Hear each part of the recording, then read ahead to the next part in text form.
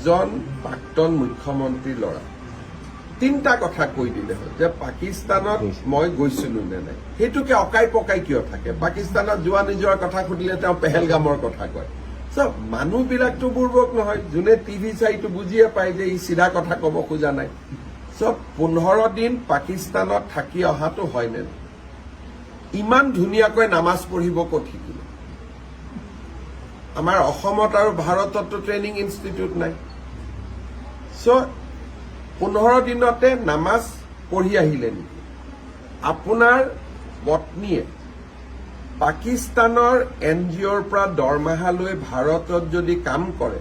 তাতকৈ পাকিস্তানী এজেণ্ট বুলি আৰু কিবা ডাঙৰ প্ৰমাণ লাগে নেকি মই কাম কৰিছো ভাৰতত মোৰ দৰমহা আহিছে পাকিস্তানৰ পৰা তাৰ বাদে আৰু কি লাগে লাষ্টত মই ইমান দিন আৰু এটা কথা নোকোৱাকৈ ৰাখিছিলো যে আপোনাৰ পত্নীৰ নাগৰিকত্ব কি আছে কি নাই বাদ দিয়ক আপোনাৰ ল'ৰা আৰু ছোৱালীটোৰ নাগৰিকত্ব কি এই কথাটো আপুনি ৰাইজক ধৰ্ম কি মই পিছত সুধিম মোৰ সন্দেহ আছে আৰু দুদিন পিছত মই কমো যে দুয়োগৰাকী ল'ৰা আৰু ছোৱালী ভাৰতীয় নাগৰিক নহয় আৰু এইটো মই মুখ্যমন্ত্ৰী হিচাপে কৈ আছো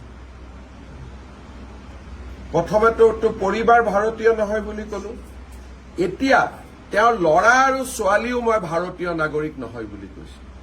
যদি তৰুণ গগৈ নাতিনীয়েক ভাৰতীয় নহয় অসমীয়া নহয় তাতকৈ দুখ আৰু লাজৰ কথা কি থাকিব পাৰে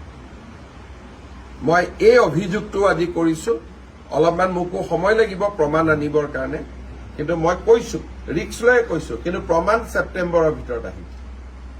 আৰু 10 ছেপ্টেম্বৰত মই প্ৰমাণ সহকাৰে দিম আৰু মুখ্যমন্ত্ৰী আসনৰ পৰা মই এটাও অসত্য কথা ক'ব নোৱাৰো মই আজি অসমৰ মুখ্যমন্ত্ৰী যদি পাকিস্তানে মোক দৰমহা দি থাকে মই পাকিস্তানৰ এজেণ্ট হলো নে নাই তাতকৈ আৰু কিবা প্ৰমাণ লাগে নেকি